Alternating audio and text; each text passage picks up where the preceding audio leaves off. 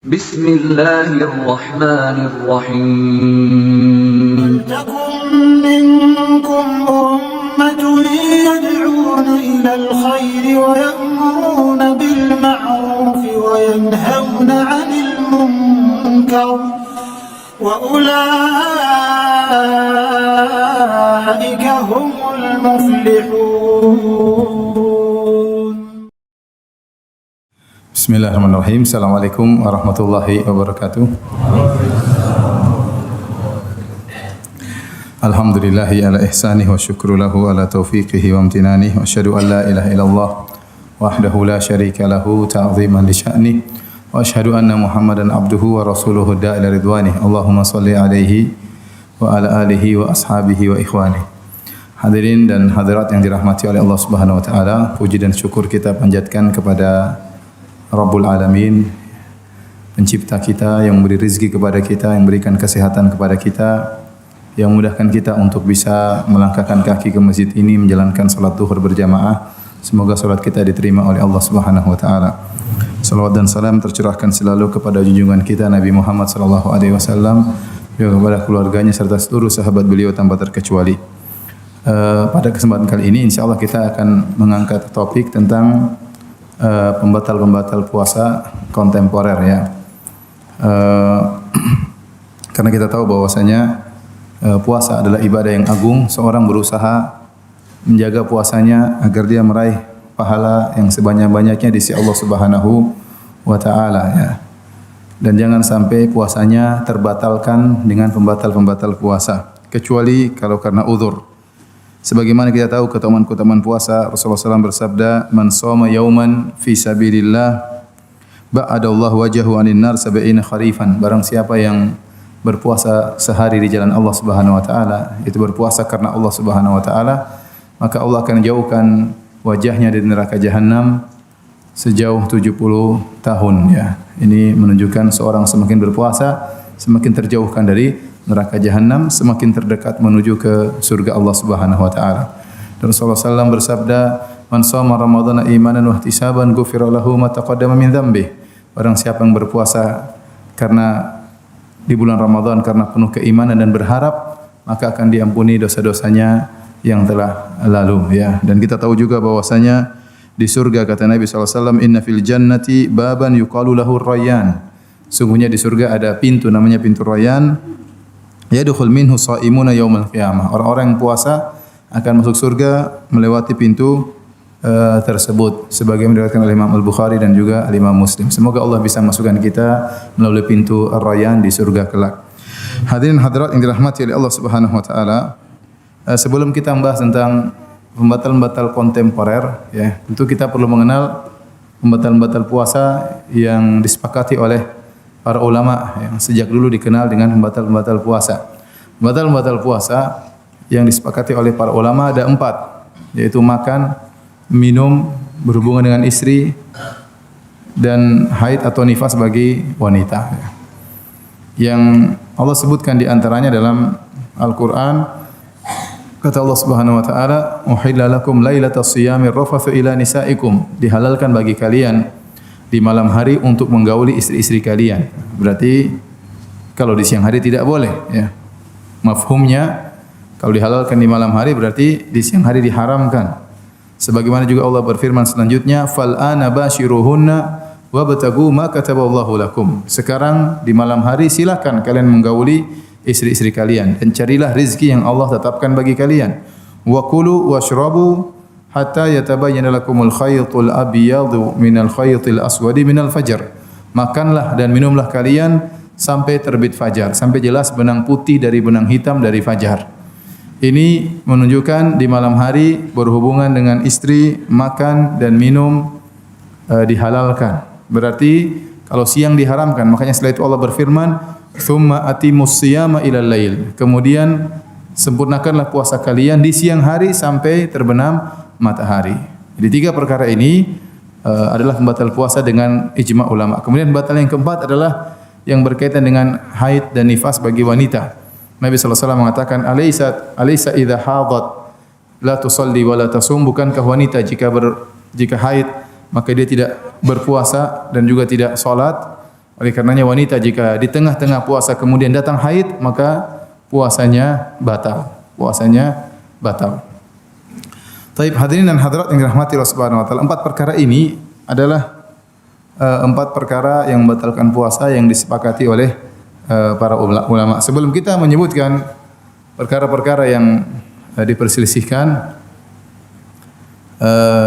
kita sebutkan dulu bahwasanya ada beberapa kaidah. Yang pertama, jika 3 pembatal pertama ya dilakukan tanpa sengaja, maka tidak membatalkan puasa. Berbeda dengan kalau haid. Haid sengaja enggak sengaja ya tetap saja haid ya. Kalau haid tetap saja batal puasa. Jika seorang wanita haid meskipun 1 detik sebelum terbenam matahari, maka puasanya batal. Ya. Tidak dikatakan sia-sia, tidak ada yang sia-sia di sisi Allah Subhanahu wa taala. Dia tetap mendapatkan pahala, tapi secara aturan syariat puasanya batal dan dia harus mengqadha di hari yang lain. Meskipun dia haid 1 detik sebelum adzan maghrib, berarti puasanya batal. Adapun 3 perkara makan dan minum dan berhubungan, ini kalau tidak sengaja, menurut pendapat yang rajih, pendapat yang kuat di kalangan para ulama, maka tidak membatalkan puasa.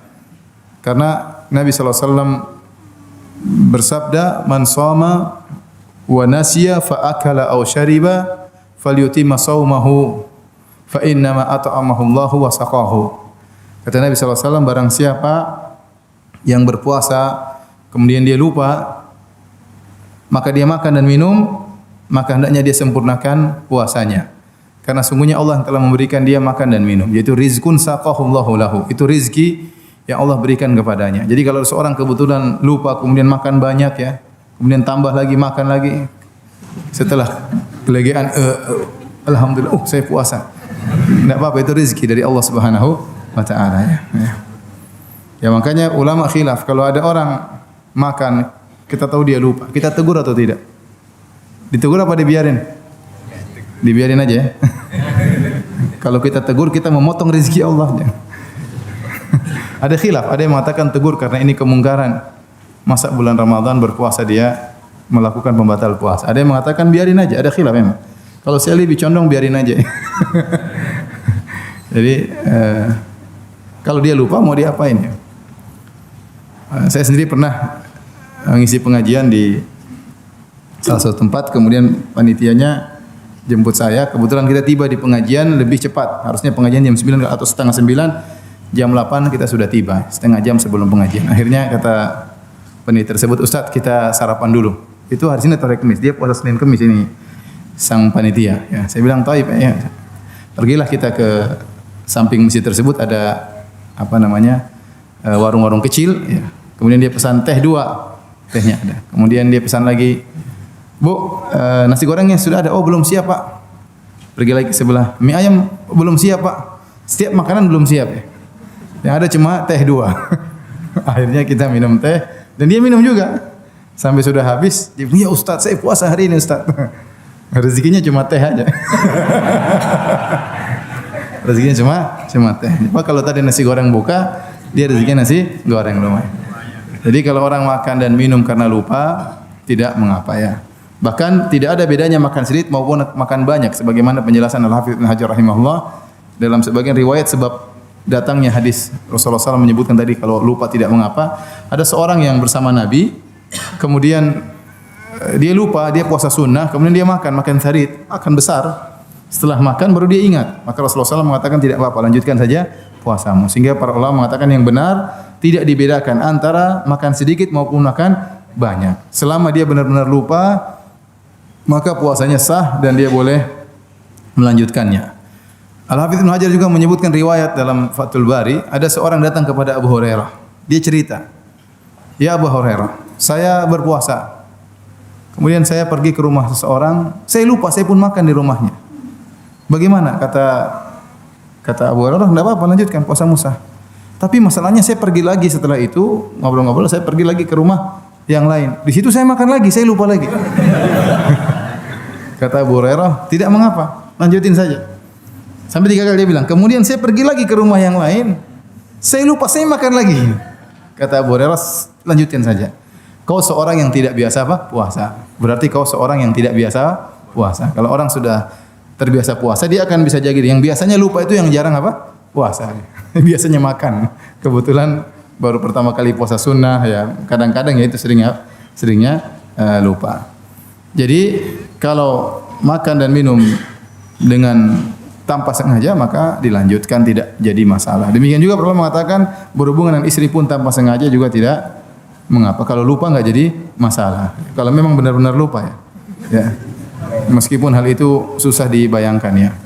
Kalau suami lupa biasanya istri ingat ya. Kalau istri lupa biasanya suami ingat. Tapi kalau dua-duanya kompak lupa ini yang memang agak repot ya. Biasanya kalau suami lupa, istrinya insya Allah ingat. Kecuali istrinya pura-pura lupa ya.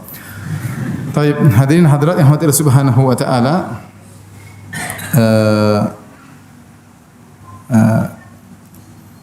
Perkara berikutnya, para ulama membahas tentang apa illah, apa sebab. Ya, karena kita sedang akan berbicara tentang pembatal-pembatal kontemporer, kita harus tahu dalil tentang pembatal-pembatal yang disepakati. Pembatal disepakati tadi makan, minum, kemudian apa? Berhubungan. Ya, haid dan nifas tidak usah kita bahas karena itu tidak sudah jelas. Yang masalahnya tiga ini, makan, minum dan berhubungan dengan istri. Apa ilahnya? Apa sebabnya? Tiga perkara ini membatalkan puasa, ya. Maka ada khilaf di kalangan para ulama. Tatkala berbicara tentang makan dan minum, berbicara juga tentang masalah jima ya. Contoh, kita bicara dulu masalah jima ya. Masalah jima ya. Apa ilahnya membatalkan puasa? Ada yang mengatakan ilahnya karena memang berhubungan. Jima yaitu berhubungan, seorang laki berhubungan dengan wanita, di mana kemaluan masuk ke kemaluan ya. Tidak dikatakan jima kecuali idzal taqal khitanan, kecuali kalau telah bertemu dua tempat khitan. Ya, laki khitannya di bagian bawah kepala zakar, disitulah tempat khitannya bertemu dengan tempat khitan wanita. Ya, itu baru dikatakan jima. Kalau jima sesuai sah maka dikatakan jima, kalau tidak sah namanya zina. Namanya zina ya. Mereka mengatakan demikian lafal dalam hadis bahwasanya terjadi jima. Kemudian Allah mengatakan fal ana basyiruhunna, dan setiap pada malam hari silakan gauli istri-istri kalian. Maksudnya jima. Karena mubasyarah dalam Al-Qur'an maknanya jima. Contohnya seperti firman Allah Subhanahu wa taala, wala tubasyiruhunna wa antum aakifuna fil masajid. Janganlah kalian menggauli istri-istri kalian tatkala kalian sedang iktikaf di masjid. Maksudnya kata para ulama, berjima dengan istri membatalkan apa? Iktikaf. Kalau seorang lagi iktikaf kemudian dia pulang mampir ke rumah berhubungan dengan istrinya, maka iktikafnya batal ya. Iktikafnya batal. Jadi mubasyarah artinya jima. Maka yang batalkan puasa adalah jima saja. Selain jima maka tidak batal puasa. Ini pendapat sebagian ulama. Kita bicara sekarang masalah illah kenapa jima membatalkan puasa. Ya. Yang lain mengatakan yang batalkan puasa adalah syahwat ya, adalah syahwat. Saya tanya sama antum, kalau seorang berjima dengan istrinya kemudian tidak keluar air mani, tidak ejakulasi, puasanya batal atau tidak? Kok ragu-ragu sih? Seorang berhubungan istrinya, terjadi penetrasi ya, terjadi ilaj dalam bahasa Arabnya, tapi tidak sampai ejakulasi ya. Puasanya batal atau tidak? Batal atau tidak? Yakin? Yakin ya, batal ya, meskipun tidak ejakulasi. Dari sini ada khilaf. Sebenarnya mengatakan selain jima ya, tidak membatalkan puasa meskipun ejakulasi. Oleh karenanya pendapat Zahiriyah mengatakan masturbasi tidak membatalkan puasa. Ini pendapat Zahiriyah. Mereka mengatakan tidak membatalkan puasa jika melakukan masturbasi. Ya, meskipun mungkin haram jika dia melakukannya onani sendiri maka haram, tapi puasanya tidak batal karena menurut mereka yang membatalkan cuma terjadi jima. Tapi pendapat 4 mazhab mereka mengatakan yang dilarang ilah dari pengharaman jima adalah syahwat. Ya, karena dalam hadis Rasulullah SAW mengatakan, Allah berfirman dalam hadis qudsi, yadha'u ta'amahu wa syarabahu wa syahwatahu min ajli. Dia meninggalkan makanannya, dia meninggalkan minumannya, dia meninggalkan syahwatnya karena aku. Kalau orang kemudian melakukan masturbasi sampai ejakulasi, itu syahwatnya sudah ditinggal apa dilampiaskan?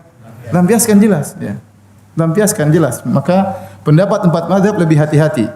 Ya, mazhab Hanafi, mazhab Maliki, mazhab Hambali, mazhab Syafi'i menyatakan seorang yang melakukan usaha untuk sampai timbul ejakulasi, maka puasanya batal. Puasanya batal. Misalnya dia menyentuh istrinya, mencium istrinya sampai akhirnya ejakulasi, maka puasanya batal. Padahal asalnya mencium istri tidak jadi masalah.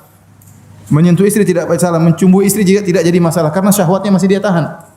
Makanya Aisyah radhiyallahu anha dalam Sahih Al-Bukhari berkata, "Kana Nabi sallallahu alaihi wasallam yuqabbiluni wa yubashiruni wa huwa sha'im wa kana amlakakum li irabih."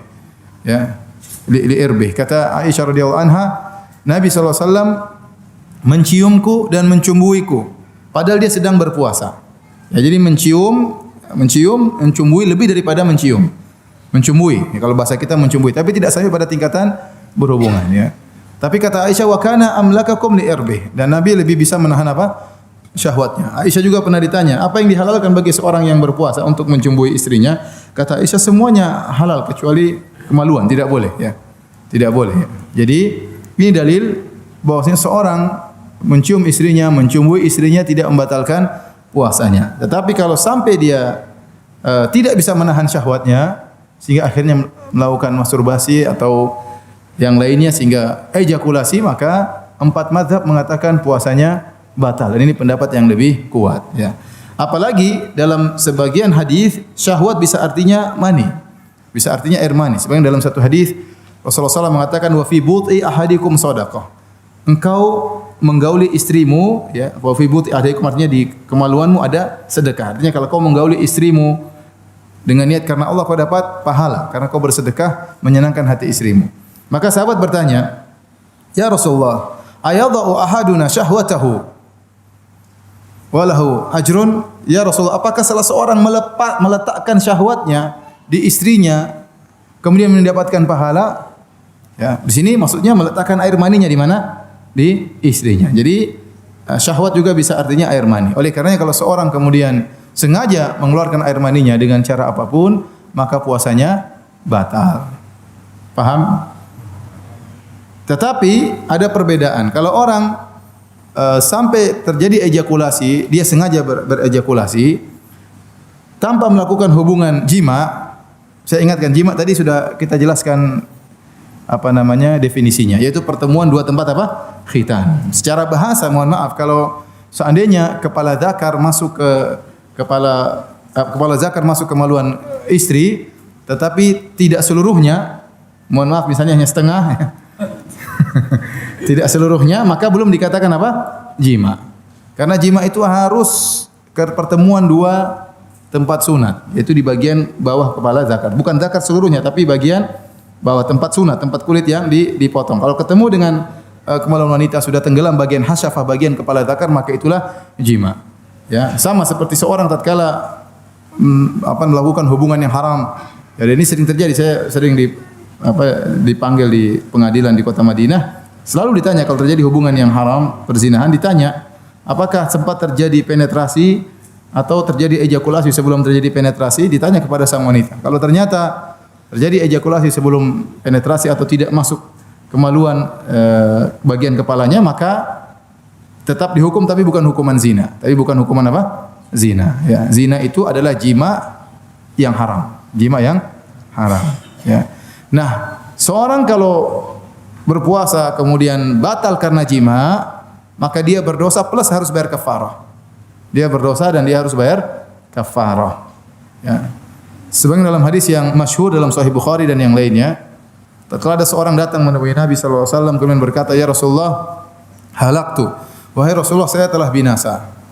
Dalam sebagian riwayat dia mengatakan, "Ya Rasulullah, ihtaraqtu." Ya Rasulullah, saya telah terbakar. Maka Rasulullah SAW bertanya, "Wa ma ahlakak?" Apa yang buat kau?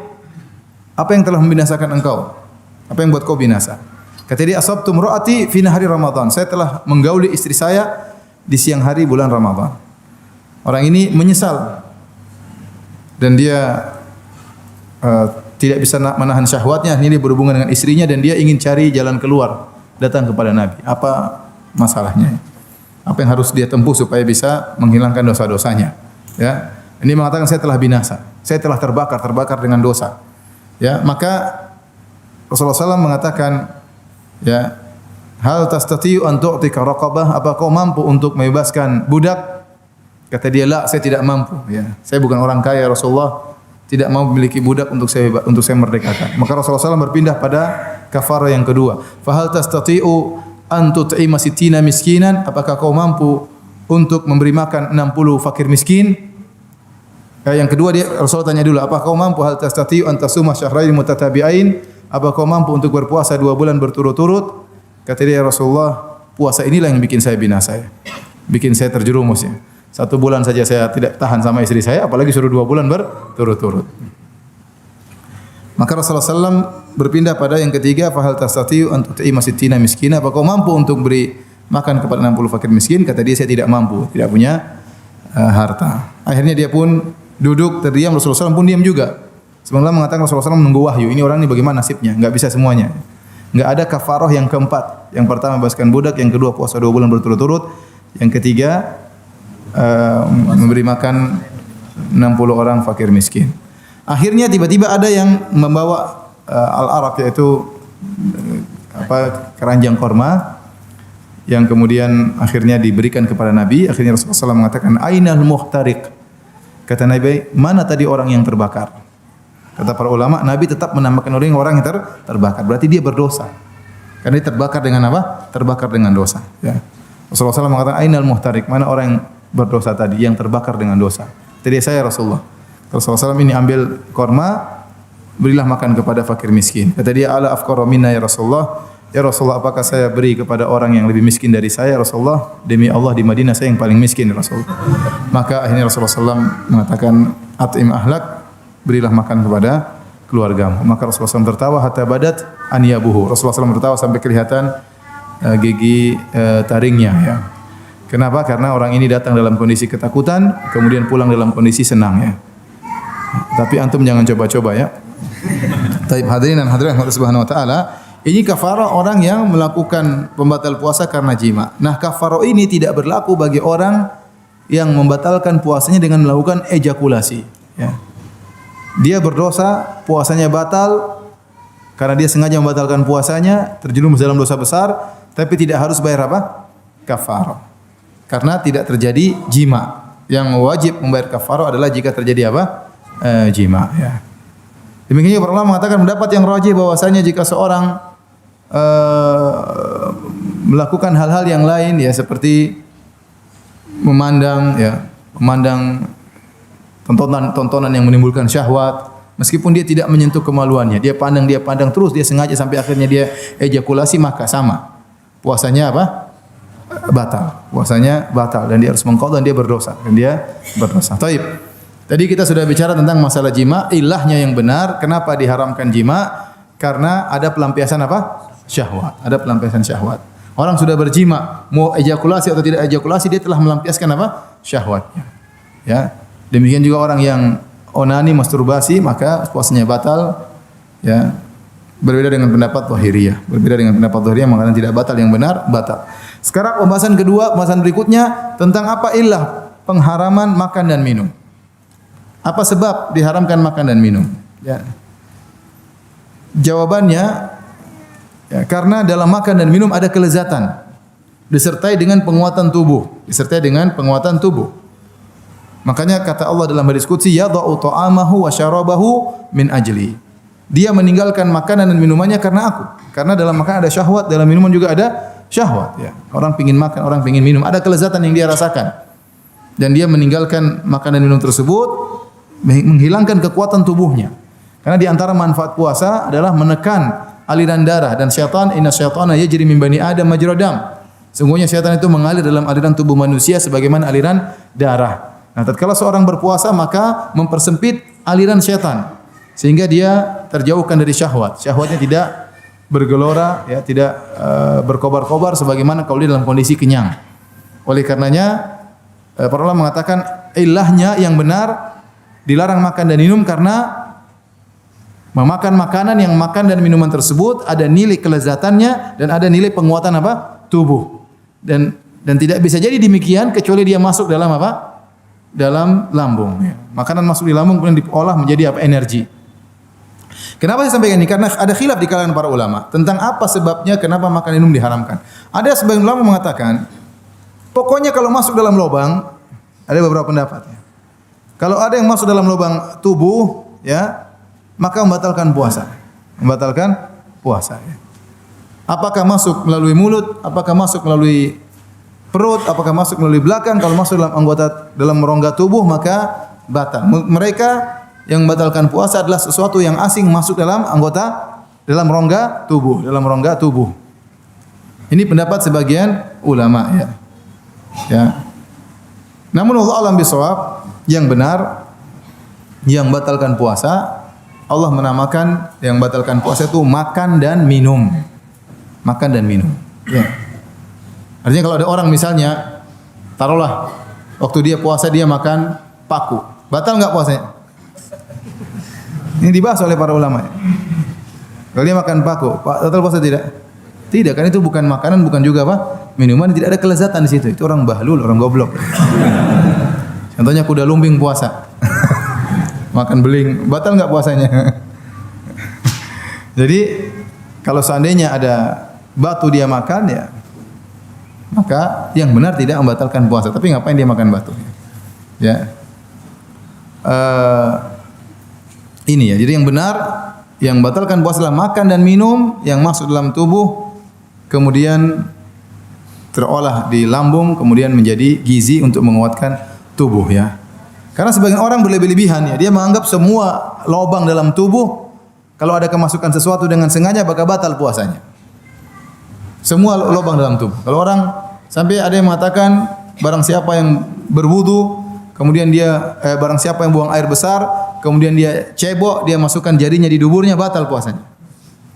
Kenapa? Karena ada yang masuk di duburnya, jarinya masuk. Jadi terus gimana? Dianjurkan kalau buang air di malam hari, jangan siang hari. Oh, repot seperti ini. Repot. Kemudian orang awam juga berlebih-lebihan. Ada yang mengatakan bahwasanya kalau ngorek-ngorek isi telinga juga batal. Kenapa? Jari masuk dalam rongga apa? Rongga tubuh. Ini tidak benar, ya. Sama, barang siapa yang ngupil juga apa? Batal. Kenapa? Karena jari masuk di lubang hidung. Ini enggak benar karena tidak dalam bahasa apapun ngupil tetap aja ngupil, bukan makan, ya. Kecuali kalau upilnya dirasa itu baru makan. Kalau tidak maka itu bukan makanan dan minuman. Dalam bahasa apapun tidak ada yang mengatakan upil itu makanan dan minuman. Jadi ini tidak membatalkan puasa karena sebagian orang berlebih-lebihan dalam hal ini, ya. Taib. Ini ilah tentang pembatal puasa. Mulut rongga tubuh atau tidak mulut? Iya, rongga tubuh, ya. Hidung rongga tubuh atau tidak? Rongga tubuh. Tetapi buktinya kita tatkala berwudu meskipun puasa berkumur-kumur enggak? Berkumur-kumur. Bukankah kita wudu kita menghirup air di hidung? Iya, menunjukkan bahwasanya tidak semua rongga tubuh itu membatalkan apa? Puasa. Tetapi yang masuk sampai ke dalam lambung kemudian ditelan diserap oleh tubuh sehingga menjadi kekuatan yang masuk dalam energi dalam darah, maka itulah yang membatalkan puasa. Ini saya tekankan karena ini permasalahan inti dalam semua masalah khilaf yang berkaitan dengan pembatal puasa kontemporer. Ingat, karena yang Allah larang makan dan minum. Apa yang dimaksud dengan makan dan minum? Makan dan minum itu sesuatu yang dimasukkan sebagai makanan, sebagai minuman, masuk ke dalam lambung, memberi kekuatan, melalui aliran darah, memberi kekuatan kepada tubuh. Maka itulah yang disebut makan dan minum. Kalau tidak sesuai dengan persyaratan makan dan minum, maka tidak membatalkan puasa.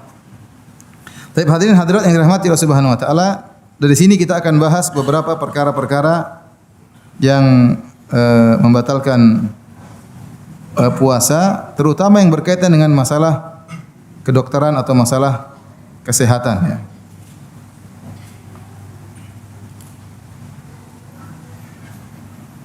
Yang pertama, beberapa perkara yang masuk lewat mulut, ya, yang diperselisihkan oleh para ulama di zaman sekarang, ulama kontemporer.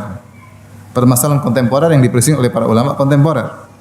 Contohnya permasalahan bakhakhur rabu. Bakhakhur rabu itu maksudnya ini yang digunakan orang asma. Apa namanya bahasa Indonesianya? Apa? Inhaler, ya. Yang disemprotkan di mulut, ya, kemudian napasnya bisa lega kembali. Maka ini diperselisihkan oleh para ulama, apakah membatalkan puasa atau tidak, ya. Sebagian ulama mengatakan batalkan. Kenapa? Karena dalam inhaler tersebut berisi gas yang dicairkan, ya. Kemudian dalam campurannya ada obat. Ada obat. Kemudian tatkala disemprot pasti masuk dalam lambung. Pasti masuk dalam lambung. Meskipun sedikit tapi ada yang masuk karena disemprotkan di mulut, dan mulut ini adalah rongga yang menyalurkan ke dalam lambung. Benar atau tidak?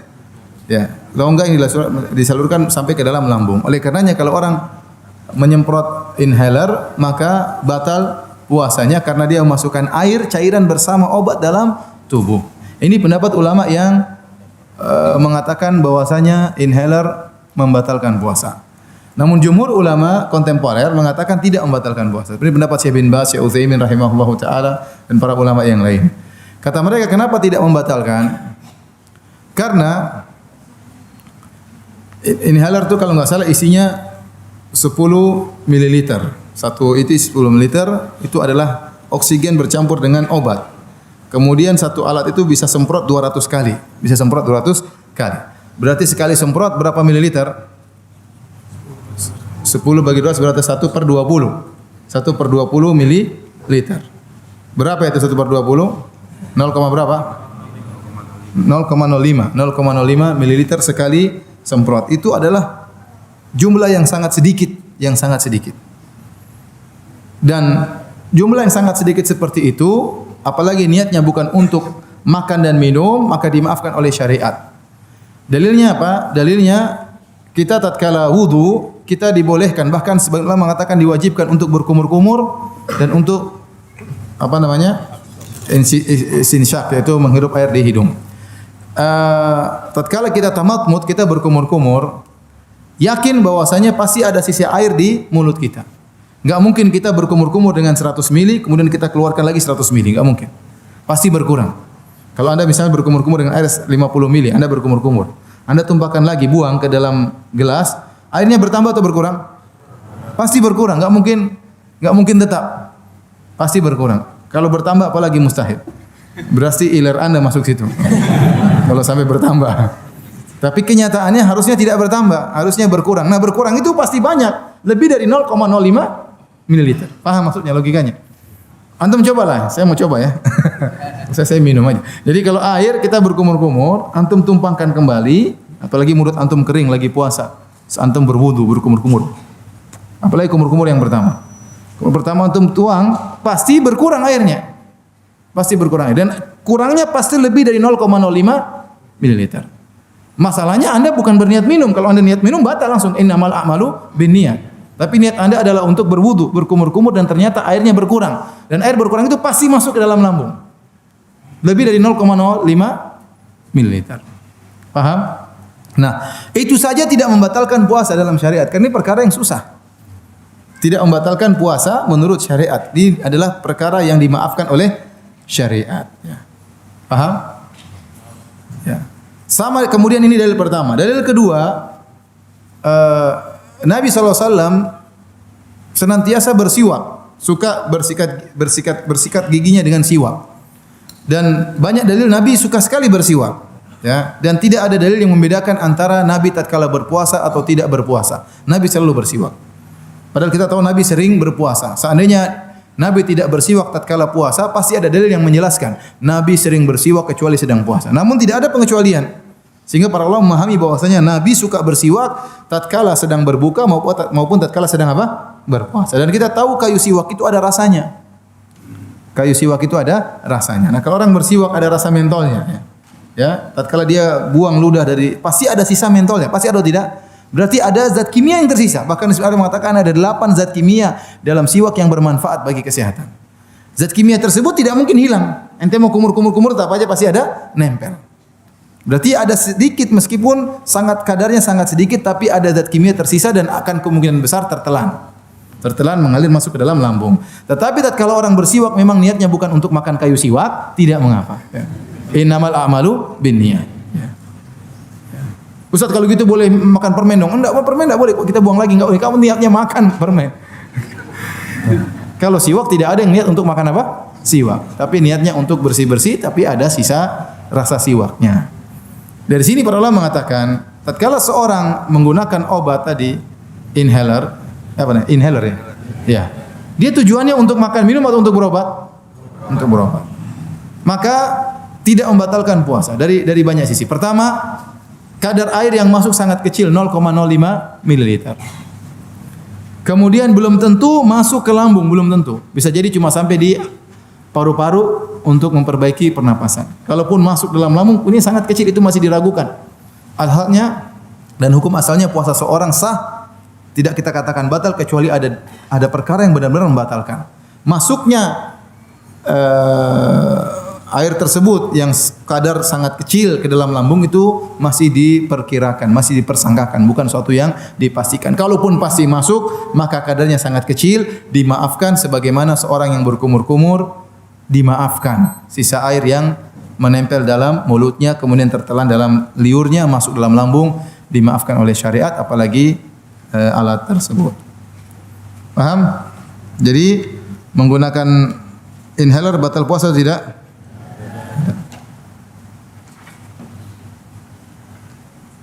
Perkara kedua yang disebutkan oleh para ulama juga tentang masalah kesehatan adalah tablet yang digunakan oleh penderita jantung.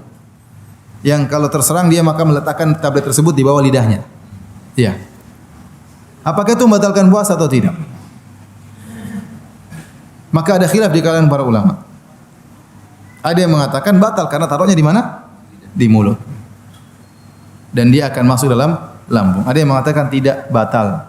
Kenapa tidak batal? Karena dia tidak masuk ke lambung.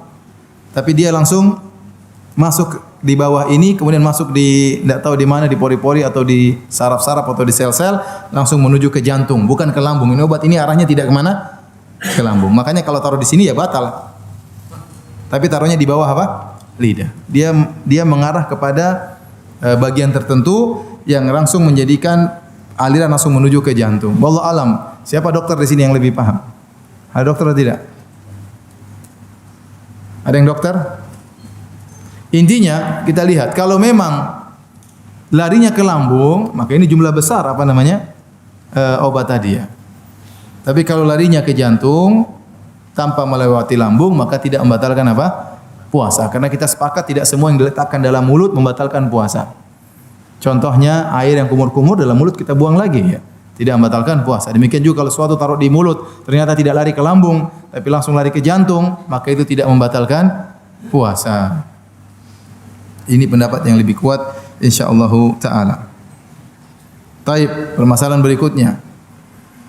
Bagaimana tentang alat yang dimasukkan dalam mulut untuk apa namanya? Endoskop apa mikroskop atau apa yang dimasukkan dalam mulut?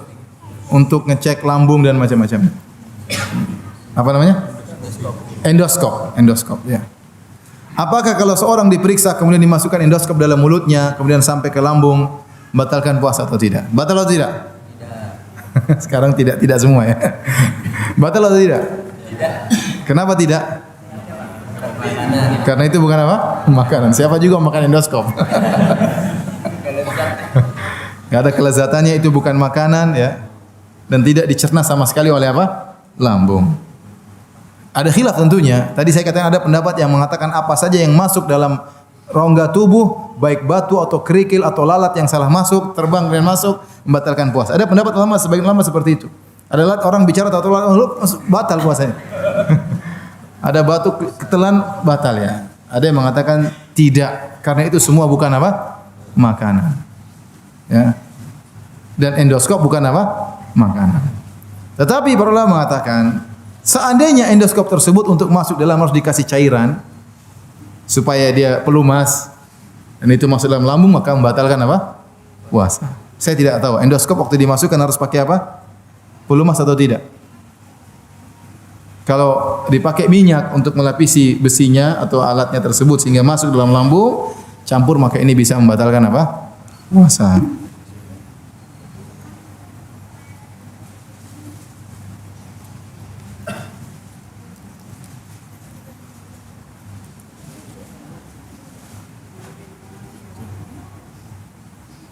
Baik, pembahasan berikutnya, kalau tadi semua pembahasan yang masuk lewat mulut, sekarang perkara-perkara yang masuk lewat hidung. Perkara-perkara yang masuk lewat hidung yang diperisikan oleh para ulama. Semua ini berkaitan dengan obat-obatan, berkaitan dengan obat-obatan. Permasalahan pertama, berobat dengan menggunakan tetesan yang dimasukkan di hidung. Ya, biasanya satu tetes saja, kadang-kadang cuma satu tetes. Ya. Kalau seandainya 10 tetes ini batal jelas. Ya, karena Rasulullah SAW mengatakan dalam hadisnya, dalam hadis Laqit bin Sabrah, kata Rasulullah SAW, wa balik fil istinsyaq illa an takuna sha'iman. Kata Nabi, hendaknya kau tatkala berwudu bersungguh-sungguhlah untuk menghirup air istinsyaq. Kecuali kau sedang puasa. Kalau kau sedang puasa jangan bersungguh-sungguh, khawatir bablas masuk. Nah, ini menunjukkan kalau seorang menghirup air kemudian dia telan maka puasanya batal. Karena kita tahu hidung dan mulut adalah dua saluran yang menyampaikan ke dalam apa? Lambung.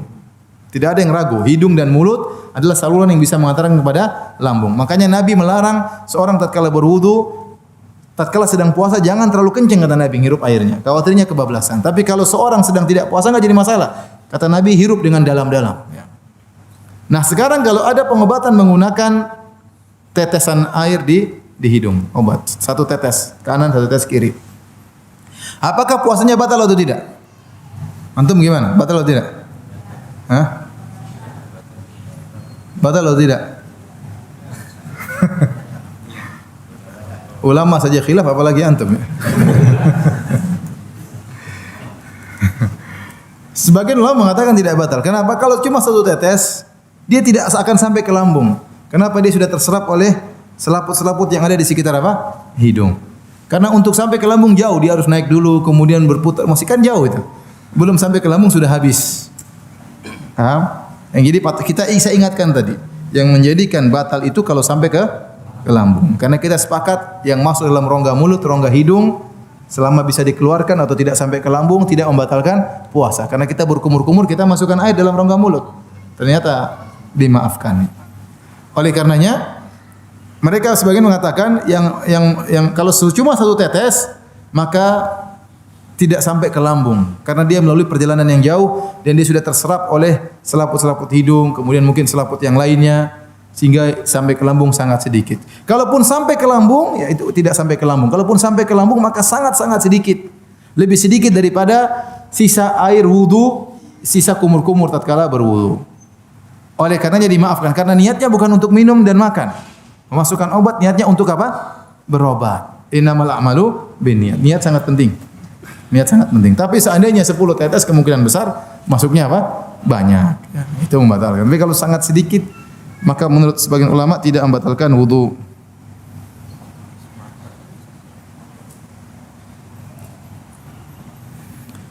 Kemudian perkara berikutnya yang juga masuk dalam melalui hidung, gas oksigen. Kalau orang sakit hirup oksigen, batal puasa atau tidak?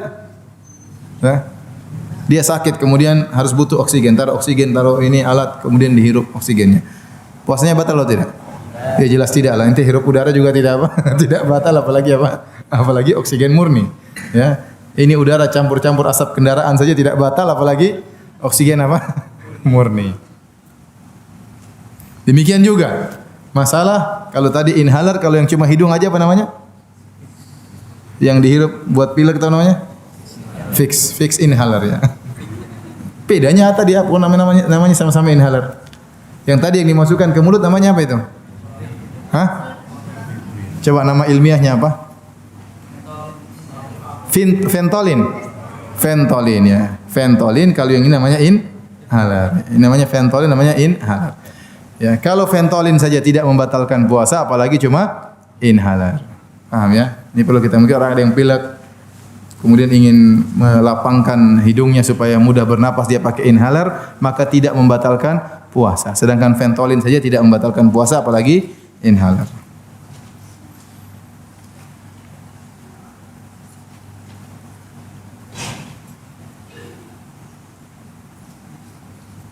Baik, pembahasan berikutnya, sesuatu yang dimasukkan lewat telinga. Pertama, pengobatan dengan memasukkan tetesan di telinga. Membatalkan puasa atau tidak? Tidak. Karena enggak ada yang makan lewat telinga. Ingat, yang membatalkan makan dan minum. Dan tidak diketahui ada saluran dari telinga masuk ke dalam lambung. Tidak ada. Oleh karenanya kalau ada orang meneteskan membersihkan atau meneteskan air di telinga karena ada penyakit, maka tidak membatalkan apa? puasa. Karena sampai sekarang belum diketahui ada orang yang makan lewat apa? Telinga. Sederhana aja. Sama, pencucian telinga. Pencucian telinga itu saya juga nggak tahu gimana caranya. Gimana caranya itu? Telinganya dibersihkan gimana maksudnya? Maksudnya disemprot air atau gimana? Saya belum pernah tahu. Ada yang tahu? Ya. Disedot? Disedot terus? Oh, disedot, dibersihkan. Disedot ya. Kayak vakum. Oh, bukan dicuci begitu, bukan? Enggak ya. Jadi dibersihkan, disedot ya. Enggak ada masalah kalau gitu. Saya pikir pakai air. Kalau pakai air pencucian. Mungkin dimasukkan air, dikocok-kocok atau gimana ya. Jawabannya tidak membatalkan apa? Puasa. Kecuali kalau telinganya lobang, kemudian masuk ke lambung, nah itu batal puasa. Tapi kalau telinganya tidak sampai lobang dan tidak ada saluran dari telinga menuju ke lambung, maka tidak membatalkan puasa. Bahasan berikutnya, obat yang dimasukkan lewat mata. Apakah membatalkan puasa atau tidak? Kenapa? Kenapa tidak? Karena belum diketahui ada orang pernah makan lewat mata. Ada khilaf di kalangan para ulama karena ada sebagian hadis yang mengatakan Rasulullah SAW melarang orang yang berpuasa menggunakan cilak. Rasulullah melarang orang yang berpuasa menggunakan apa? Cilak apa celak? Hah? Celak ya, celak. Alkohol kalau apa namanya? Iktihad ya. Rasulullah SAW apa? Melarang menggunakan celak ya. Celak, celak. Menggunakan celak. Bukan cilak ya? Memang cilak itu apa? Cilok itu makanan. Celak ya, celak ya, celak. Ya. Tidak boleh menggunakan celak. Ya. Tidak boleh menggunakan celak. Sehingga para ulama yang menilai hadis ini kata mereka, kalau celak dilarang bagi orang yang berpuasa, ini menunjukkan ada hubungan antara mata dengan saluran makanan, pencernaan. Oleh karenanya orang kalau pakai celak, terkadang dia merasakan pahit di mana? Dia rasakan pahit di lidahnya. Oleh karenanya orang pakai celak puasanya batal. Karena Rasulullah SAW melarang orang pakai celak. Nah kalau pakai celak membatalkan puasa, berarti pakai obat tetes mata juga membatalkan apa? Puasa. Ini pendapat pertama. Namun pendapat ini dibantah oleh banyak ulama. Ulama mengatakan, yang mengatakan tidak membatalkan puasa, kata mereka, hadis di mana Nabi melarang menggunakan celak, hadisnya dhaif. Secara sanadnya hadisnya apa? Dhaif. Kemudian belum pernah diketahui ada orang makan lewat mata. Dan belum juga diketahui ada saluran dari mata menuju ke mulut sampai ke lambung, enggak ada. Adapun rasa yang dirasakan bukan berarti ada zat yang kemudian masuk ke lambung. Berarti belum berarti ada zat yang masuk ke lambung. Kan panca indera kita di antaranya lidah, mungkin dia punya rasa yang kuat ya, tetapi tidak sampai ke dalam lambung. Oleh karenanya Allah alam bisawab tidak membatalkan puasa. Lagi pula cairan yang masuk di mata juga sangat sedikit. Kita aja satu tetes mungkin tumpah-tumpah. Kalau kita satu tetes saja apa? Airnya tumpah-tumpah di mata.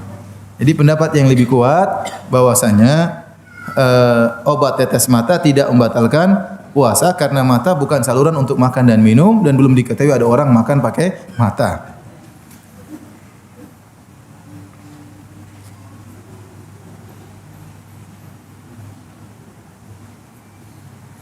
Baik hadirin dan hadirat yang dirahmati oleh Allah Subhanahu wa taala. Sekarang kita bahas pembahasan berikutnya, bagaimana obat yang dimasukkan melalui kulit. Infus atau suntik atau insulin dan yang lainnya. Ya. Baik. Sekarang insyaallah antum semua bisa jawab. Kalau suntik batal atau tidak? Hah? Suntik di sini batal atau tidak? Suntik di sini batal atau tidak? Suntik di bokong batal atau tidak? Di paha batal atau tidak? Kalau suntik di sini. Jadi kalau suntik di mulut batal memang. Tapi kalau suntik di sini tidak membatalkan karena itu bukan saluran ke lambung. Tapi dia langsung ke darah. Dan tidak ada kelezatan di situ, tidak ada kelezatan. Dan dia niat memang bukan untuk menguatkan tapi untuk pengobatan. Paham? Demikian juga insulin. Insulin juga bukan untuk makanan dan minuman, tapi dia adalah untuk obat. Oleh karena suntik insulin pendapat yang kuat tidak membatalkan apa? Puasa. Demikian juga suntik-suntik yang lain. Yang jadi khilaf kuat di kalangan para ulama adalah kalau memakai infus.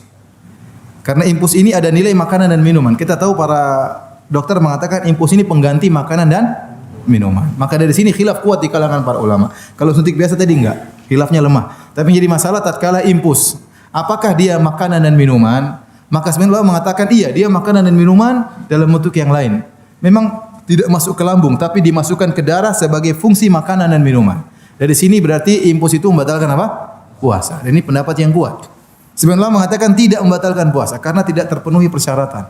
Ingat yang dilarang oleh Allah makan dan apa? Minum. Ini tidak dikatakan makan. Saya bilang ini makanan, ini tidak ada. Memang fungsinya seperti makanan, tapi tidak ada kelezatan didapatkan oleh seorang. Tapi pendapat yang mengatakan membatalkan lebih kuat. Wallahu a'lam bishawab. Kenapa? Karena benar-benar fungsinya seperti makan dan minuman. Karena ini memang pengganti makanan dan minuman. Karena orang tersebut tidak makan, tidak bisa makan lewat tujuan infus memang untuk makanan dan minuman. Hanya saja orang yang sakit tidak bisa makan dengan jalur yang biasa, maka dimasukkan makanan lewat darah melalui infus. Dan ingat saya katakan tadi, di antara fungsi puasa adalah untuk mempersempit jalur aliran syaitan. Ya, dan tatkala karena orang berpuasa dia kurang makan sehingga syahwatnya berkurang karena aliran syaitan menjadi sempit. Nah, tatkala dia mengisi darahnya dengan infus, ini memperkuat dia. Jadi wallahu a'lam bishawab, yang benar infus membatalkan apa? Puasa. Lagi pula orang yang diinfus biasanya orang sakit. Kalau sakit sudah batal aja, enggak usah paksa apa? Puasa. Saya ulangi, lagi pula orang yang biasa diinfus biasanya orang sakit. Apa ada orang sakit, orang sehat diinfus? Jawabannya tidak ada. Orang yang diinfus biasanya orang yang sakit. Nah, kalau orang yang sakit dibolehkan untuk berbuka. Wa man kana minkum maridhan aw ala safarin fa iddatun min ayyamin ukhra. Barang siapa di antara kalian yang bersafar atau sakit, silakan berbuka. Jadi pendapat yang kuat infus itu membatalkan puasa. Adapun kalau memakai dahanat, pakai minyak balsam, minyak kayu putih, batal puasa atau tidak? Ya, kalau pakainya di lidah ya batal. Tapi kalau pakainya di sini, di paha enggak jadi batal. Ini semua bukan saluran makanan dan minuman, tidak sampai kepada lambung. Baik, hadirin dan hadirat yang dirahmati Allah Subhanahu wa taala, masih banyak pembahasan tapi terakhir aja saya sampaikan masalah mengambil darah. Mengambil apa? Darah. Ya, donor darah membatalkan puasa atau tidak. Ya, pembahasan ini juga pembahasan yang khilaf yang sangat kuat di kalangan para ulama karena mereka khilaf sejak dulu tentang hukum hijamah. Tentang hukum apa? Hijamah. Kalau orang berbekam batal atau tidak. Dalam satu hadis kata Rasulullah SAW, aftarul hajim wal mahjum. Bahwasanya telah berbuka orang yang membekam dan orang yang dibekam, ya. Sehingga mereka mengatakan hadis ini kuat menunjukkan kalau orang yang membekam dia batal karena dahulu cara bekam dengan menyedot. Menyedot apa? Darah, dan kemungkinan darahnya apa? Masuk ke mulut, dan sering begitu. Makanya dianggap batal. Adapun al-mahjum yang dibekam batal karena melemahkan. Karena dahulu kalau orang bekam ya pakai sayatan sehingga darah yang keluar sangat banyak. Sehingga membuat dia lemah, dan syariat menghalangi jangan sampai puasa bukan mematikan orang, ya, tidak, karena tidak, tujuan puasa bukan buat orang semakin sakit, tidak. Nah, kalau orang sudah hijamah paksa puasa khawatir dia sakit. Oleh karenanya orang yang dibekam puasanya batal. Puasanya batal. Ini pendapat sebagian ulama. Sebagian ulama mengatakan bahwasanya hadis itu mansukh.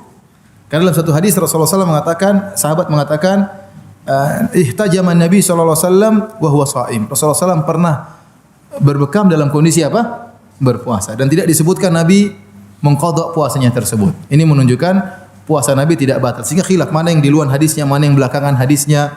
Tetapi kalau kita kembali kepada pendapat jumhur ulama, ya, maka kebanyakan ulama dan juga kebanyakan salaf menyatakan bahwasanya berhijamah tidak membatalkan puasa. Sebagaimana dalam hadis Sabit Al-Bunani, dia bertanya kepada Anas. Sabit Al-Bunani bertanya kepada sahabat Anas bin Malik, "Akuntum takrahuna al-hijama lis-shaim?" Apakah kalian wahai para sahabat? Jadi Sabit Al-Bunani tabi'in. Dia bertanya kepada Anas bin Malik sahabat. "Akuntum takrahuna al-hijama lis-shaim?" Apakah kalian para sahabat tidak suka bekam bagi orang yang sedang berpuasa? Ala ahdi Rasulillah, di zaman Rasulullah sallallahu alaihi wasallam. Qala la. Kata Anas, la illa min ajli dha'af, ya, illa min ajli dha'af, bahwasanya kami tidak suka kalau membuat lemah, ya. Artinya apa? Kalau sebabnya karena membuat lemah, ya.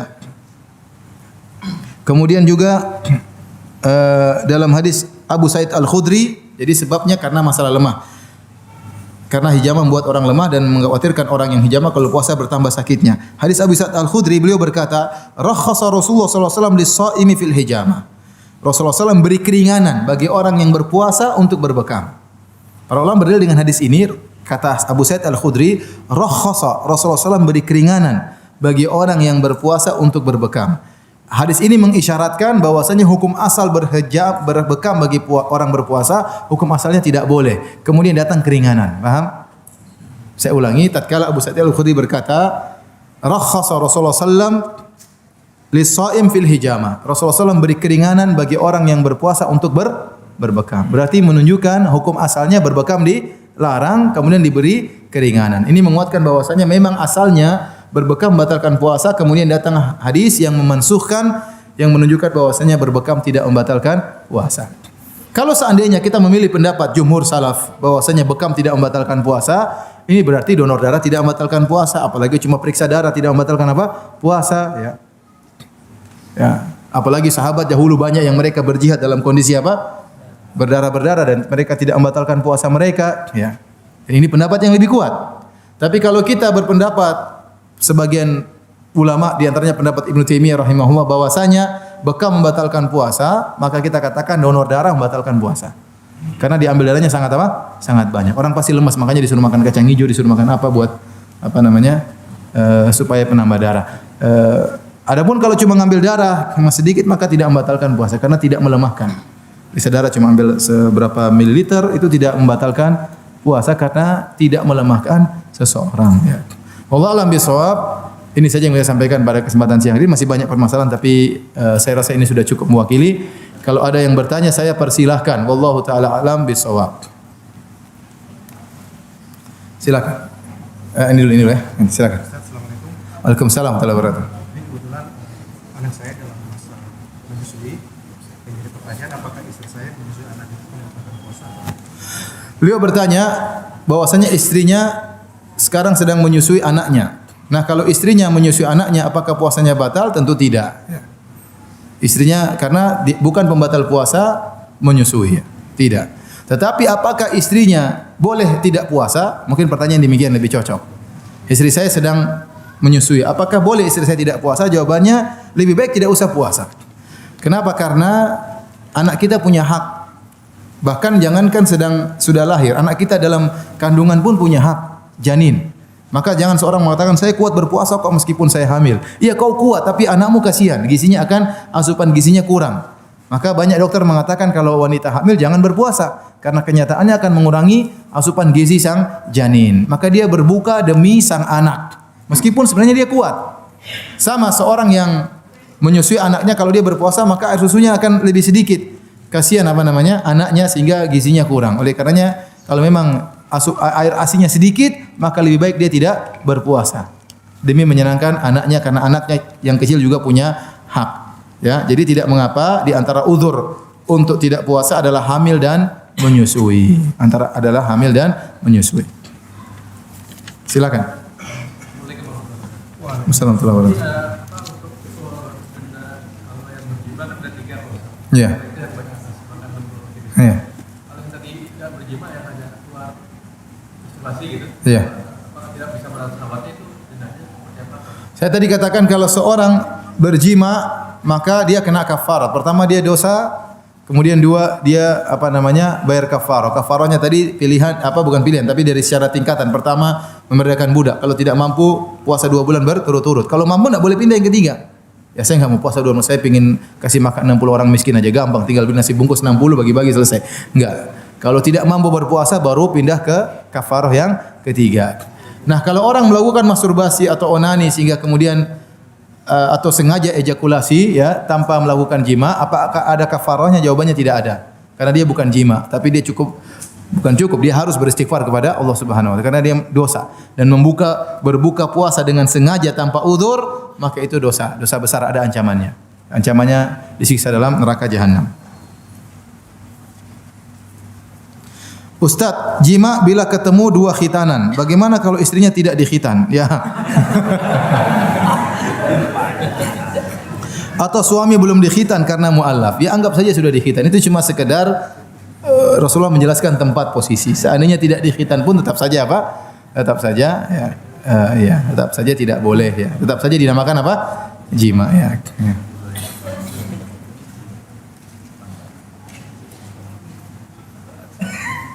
Istri tiap tahun melahirkan sampai 11 anak. Masya Allah. Ini suami yang sangat produktif ya.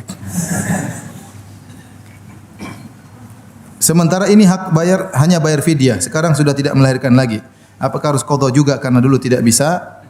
Kalau memang dia mampu untuk mengqadha maka itu lebih afdal. Tapi kalau berat bagi dia, maka wanita hamil dan menyusui kalau berbuka cukup fidyah.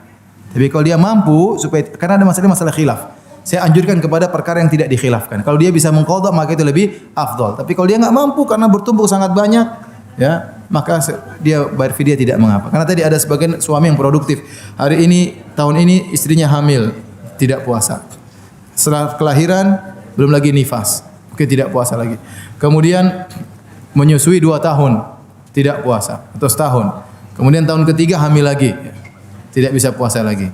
Tahun keempat nyusui lagi, tidak puasa lagi. Tahun kelima hamil lagi, ya. Tahun keenam nyusui lagi. Tahun ketujuh hamil lagi. Terus kapan mau qadha ya? Tidak bisa qadha. Maka kalau dalam kondisi yang seperti ini tidak mengapa dia bayar fidyah. Apakah buka puasa tanpa uzur bisa diganti puasanya? Ini khilaf yang panjang di kalangan para ulama. Sebagian ulama mengatakan buka puasa tanpa uzur, meninggalkan salat tanpa uzur, maka tidak bisa digantikan. Ya, tidak bisa digantikan. Ya, karena tidak ada gunanya. Yang disuruh digantikan itu qadha itu kalau punya uzur, seperti salat kata Nabi sallallahu alaihi wasallam, "Man nama an salatin aw nasiyaha falyusalliha idza dzakaraha." Barang siapa yang ketiduran atau lupa untuk salat, maka hendaknya dia qadha kalau dia ingat. Maka masalah qadha itu berkaitan dengan orang yang punya apa? Uzur.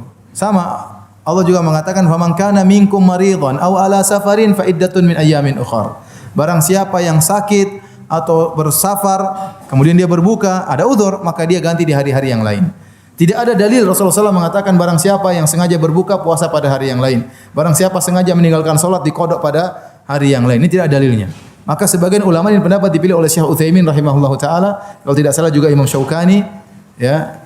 Kalau tidak salah juga Syekh Albani rahimahullahu taala, ya. Dan ini pendapat Zahiriyah bahwasanya orang kalau berbuka puasa dengan sengaja atau meninggalkan salat dengan sengaja maka tidak ada qadha baginya. Cukup dia harus beristighfar karena dosa besar. Tapi jumhur ulama 4 mazhab, mazhab Syafi'i, mazhab Maliki, mazhab Hambali, mazhab Hanafi mengatakan buka puasa dengan sengaja atau meninggalkan salat dengan sengaja tanpa uzur tetap harus diqadha. Tetap harus diqadha, ya. Ini pendapat 4 mazhab. Saya katakan lebih hati-hati diqadha aja. Diqadha. Kalau seandainya toh mungkin tidak jadi puasa qadha, mudah-mudahan diterima oleh Allah sebagai puasa sunnah. Saya katakan lebih baik apa di qadha, lebih hati-hati. Apakah boleh fidyah dalam bentuk uang dan diberi sekaligus pada akhir Ramadan? Tidak. Fidyah dalam bentuk makanan, ya. Fidyah dalam bentuk apa? Makanan. Kalau zakat mal uang tidak, tapi fidyah zakat hendaknya pakai dalam bentuk apa? Makanan. Ya, karena memberi makan kepada fakir miskin.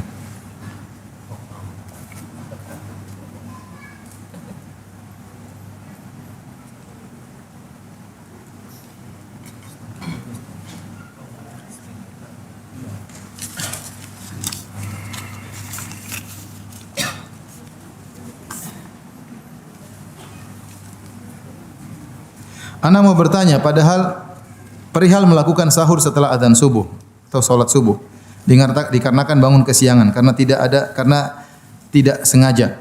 Ana pernah dengan sepintas juga dari Ustadz Sunnah perihal itu, namun tidak dibahas mendalam.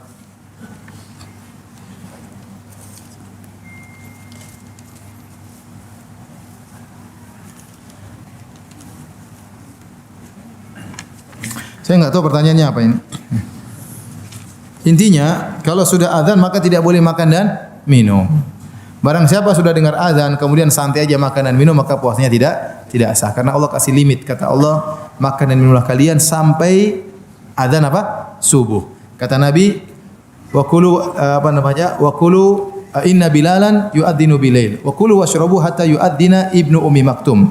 Kata Nabi, Bilal itu adzan pertama masih malam, maka silakan makan minum kalian sampai dengar adzannya Ibnu Ummi Maktum, adzan kedua. Ya berarti batasan terakhir makan itu apa? Adzan. Ya, adzan. Sebelum adzan ke subuh masih boleh makan. Kalau di masjid bilang imsak masih boleh makan ya. Imsak artinya makan terus tapi hati-hati, enggak apa-apa. Imsak itu tidak ada dalilnya. Jadi masih boleh makan kecuali adzan. Kalau adzan maka harus berhenti. Barang siapa sudah dengar adzan dia nekat makan terus, maka ini batal puasanya. Ini pendapat jumhur ulama. Memang ada hadis kata Rasulullah sallallahu alaihi wasallam, man idza sami ahadukum nida wal ina'u fi yadihi fala yadh'u hatta yaqdi hajatahu. Kalau salah seorang dari kalian mendengar adzan sementara bejana masih di tangannya, maka jangan dia letakkan sampai dia menunaikan hajatnya. Di sini banyak didhaifkan oleh para ulama. Ya. Kalaupun disahihkan oleh para ulama, sebagian pendapat sebagian ulama, maka maksudnya rukhsah. Itu secukupnya. Kalau dengar adzan maka kita minum selesai. Jangan kita menggampang-gampangkan. Ya. Sudah dengar adzan masih makan terus. Ya. Papi sudah adzan, santai mami. Papi sudah tahu hadisnya. Itu telur goreng mami, telur. Papi sudah adzan, santai aja mami, tenang aja. Kerupuk bawa sini, sambal terasi bawa sini. Itu tidak boleh seperti itu ya. Itu namanya menggampangkan permasalahan. Ini tidak boleh, tidak sah kata jumhur ulama ya. Saya peristiwa yang aneh yang pernah saya dengar cerita tentang seorang ya pergi ke pondok, kemudian mereka mengadakan salat malam bersama, qiyamul lail, kemudian mereka sahur bersama. Tiba waktu azan, muridnya berkata, "Ustaz, saya mau azan." Kata ustaznya, "Tunggu dulu, saya masih makan, tunggu dulu."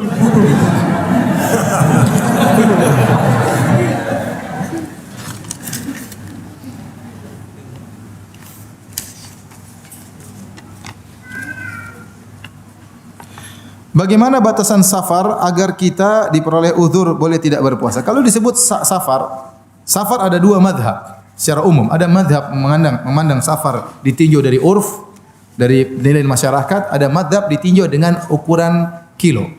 Jumhur ulama berpendapat namanya safar itu kalau 80 kilo lebih. Itu namanya apa? Safar. Sebagian ulama seperti Zahiriyah mengatakan tidak mesti lihat kiloan, tetapi jumlah kilo. Tetapi lihat apakah masyarakat menganggap safar atau tidak. Antum pilih pendapat yang mana ya? Saya sih lebih condong kepada pendapat Zahiriyah ya. Tapi dan itu disampaikan oleh para ulama. Secara dalil lebih condong pendapat Zahiriyah karena Nabi tidak pernah mengatakan safar ukurannya sekian. Tetapi untuk lebih hati-hati, sebagian ulama berfatwa dengan madhab jumhur, 4 madhab. Karena kalau kita bilang menurut masyarakat safar maka safar, banyak orang yang salah paham. Contohnya, ada sebagian yang berfatwa demikian. Tidak perlu lihat ukuran, tapi lihat menurut masyarakat dianggap safar, maka itu safar. Sehingga ada orang yang misalnya pergi dari Bogor ke Depok sudah dianggap safar sama dia. Padahal masih 20 kilo misalnya. Bogor Depok berapa kilo? Hah? Dekat kan? Dekat ya. Dianggap safar, akhirnya dia jamak qashar. Ya. Sekalian aja buka puasa kalau Ramadan. Kalau buka puasa dia enggak berani. Tapi kalau jamak qashar dia nekat. Ini salah seperti ini. Kan sudah ganti kota, tidak semua ganti kota dianggap safar oleh masyarakat. Saya tanya sama antum, apakah ada masyarakat menganggap dari Bogor ke Depok sebagai safar? Tidak ada. Kalau orang pergi dari Jakarta ke Bandung dianggap safar atau tidak? Orang sanggap safar. Tapi kalau Jakarta ke Depok sampai sekarang saya belum pernah dengar masyarakat menganggap itu apa? Safar. Ingat yang dimaksud urf adalah urf masyarakat. Apa namanya yang di tradisi masyarakat dianggap safar, bukan tradisi di sini. Oh, menurut saya safar. Yang dinilai bukan pendapatmu. Bukan yang dinilai bukan penilaianmu, tapi penilaian apa? Masyarakat. Paham? Karena kata dia tidak semua, kan sudah pindah kota, tidak semua pindah kota kemudian dianggap safar. Contohnya dari kota wisata ke kota legenda, itu kan itu pindah kota tapi bukan safar. Jadi lebih hati-hati kalau sudah jarak 80 kilo, maka anggap saja apa? Safar. 80 kilo ke atas, 80 kilo ke atas. Maka kita boleh berbuka. Bagaimana sahur dan berbuka pada lokasi yang tidak terdapat azan dan waktu sulit ditentukan? Contoh dalam pesawat di tempat terpencil. Maka kira-kira. Kalau kita bersahur kita makan terus sampai kita yakin sudah terbit fajar. Kalau kita masih belum yakin masih boleh makan. Karena asalnya kita di malam hari. Yakinnya kita di malam hari, adapun munculnya fajar keraguan. Dan kaidah al yakin ya la yazulu bisyak. Keyakinan tidak bisa dibatalkan dengan keraguan. Berbeda tatkala berbuka. Berbuka asalnya kita siang, maka tidak boleh kita berbuka kecuali kita yakin sudah maghrib. Kalau masih ragu tunggu sebentar. Kalau kita tidak tahu maka dengan mengira-ngira. Kalau di pesawat bisa buka, kelihatan sekali keluar fajar, mulai muncul garis putih, itu fajar sudah muncul. Ya.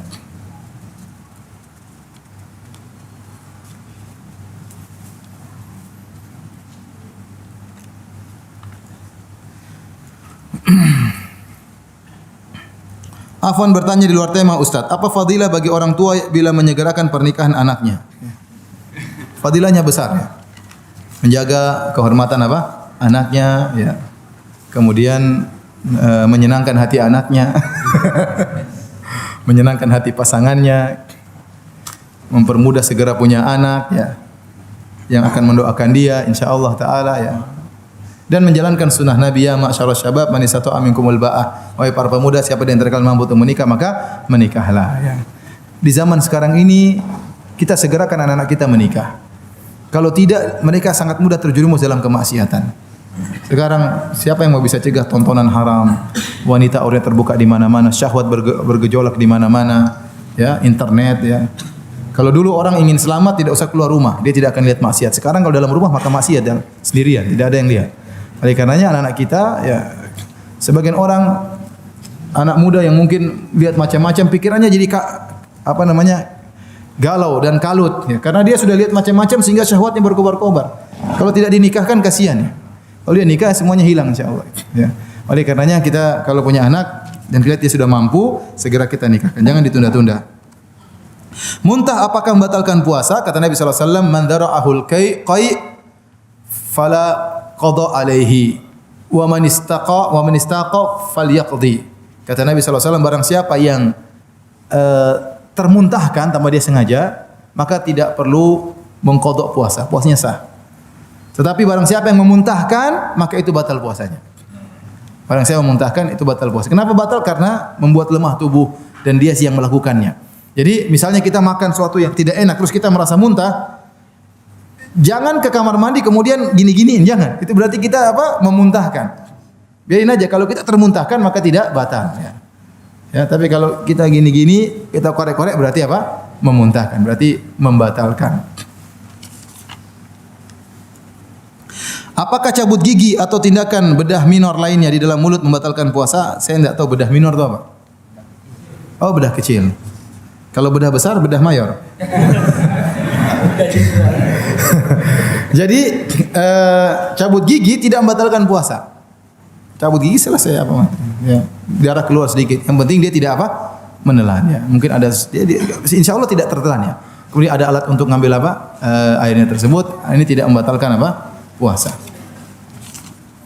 Kalau operasi besar dilihat. Kalau operasi besar ya, kemudian harus mengadakan bius ya. Biasanya bius dengan dimasukkan, ada bius total, ada bius sebagian. Kalau bius sebagian tidak membatalkan puasa jelas. Kalau bius total maka dilihat apakah dia seharian penuh dari terbit fajar sampai terbenam terbiuskan, maka ini tidak ada puasanya. Misalnya dia sebelum dibius jam 4 subuh, dia niat saya mau puasa, sudah sahur. Kemudian dia bius, bangun-bangun lagi jam 8 malam. Ini tidak ada puasanya. Ya. Tapi kalau dia sebelum diimpus dia berniat saya mau puasa dan puasanya sah, kemudian dia diimpus ternyata dia bangun jam 5 menjelang buka, maka puasanya sah.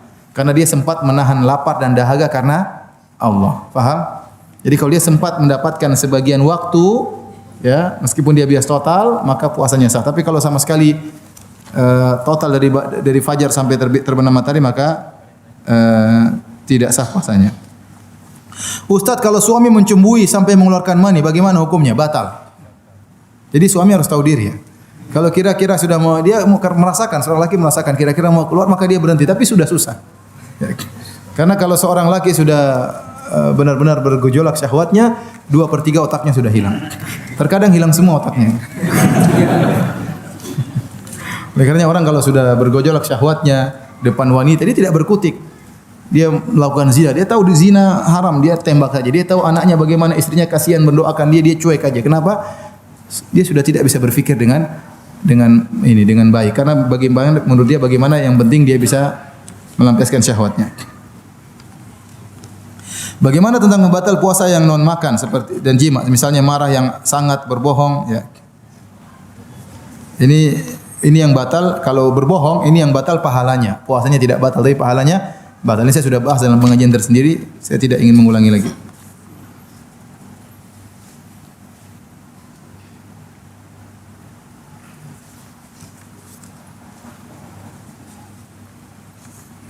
Mohon ditambahkan waktu karena saya baru saja sampai. Waduh.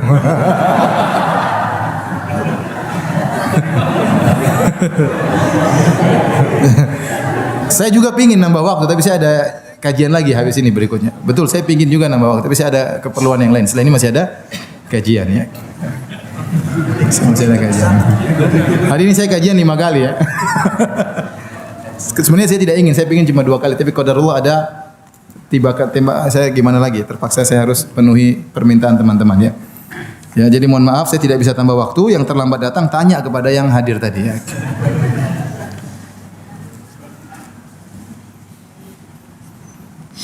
Bagaimana jika dulu saya berhutang puasa dan tidak dibayar-bayar sehingga saya lupa sudah berapa banyak hutang puasa saya? Bagaimana saya mengganti hitung hutang puasa saya? Berapa banyak? Diperkirakan. Semuanya diperkirakan. Bukan berarti kalau lupa tidak dibayar. Banyak orang utang, saya lupa punya utang, terus tidak bayar. Bayarlah. Utang kepada Allah lebih utama untuk apa? Dibayar. Jadi kita perkirakan, hitung, coba sekarang hitung-hitung. Saya malas-malas puasa saja umur berapa? Ya, umur 20 saya nakal, saya tidak. Sekarang umur 45. Berarti sudah berapa tuh? 25 tahun.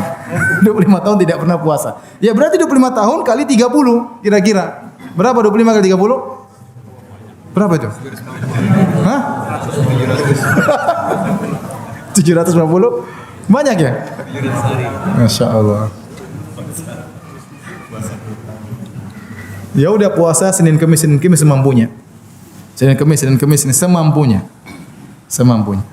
Kalau tidak mampu ya bertobat kepada Allah Subhanahu wa taala, jangan diulang lagi. Tapi kalau mampu puasa Senin Kemis insyaallah bisa. Kalau kita niat insyaallah bisa.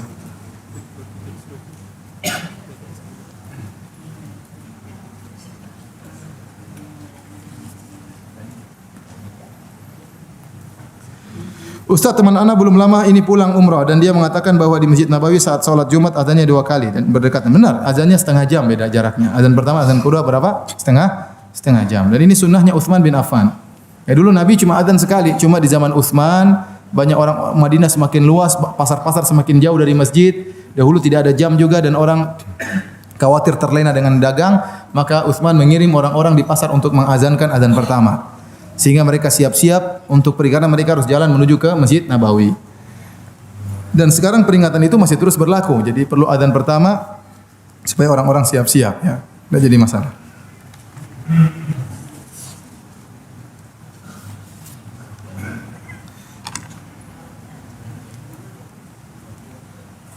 Bila ibu saya sepuh 87 tahun, sehat tapi tidak mampu puasa, apakah kami harus menggantikan beliau atau hanya fidyah? Cukup fidyah.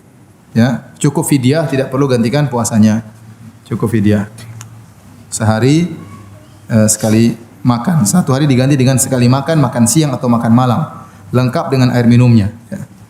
Jadi kalau punya utang 30 hari tinggal kumpulkan 30 orang miskin, kasih bagi-bagi sudah selesai. Atau dicicil terserah. Bolehkah gosok gigi setelah sahur azan subuh? Jawabannya tadi apa? Boleh. Ini terlambat datang sepertinya. Tapi demikian saja hadirin hadirat, mohon maaf banyak sekali pertanyaan tidak bisa saya jawab karena kekurangan ilmu. Semoga Allah mengampuni dosa-dosa kita semua. Semoga kita bisa berpuasa dengan baik dan diterima amalan ibadah kita. Subhanakallah bihamdik asyhadu an la ilaha illa anta astaghfiruka wa atubu ilaik. Assalamualaikum warahmatullahi wabarakatuh. ولتكن منكم أمة يدعون إلى الخير ويأمرون بالمعروف وينهون عن المنكر وأولئك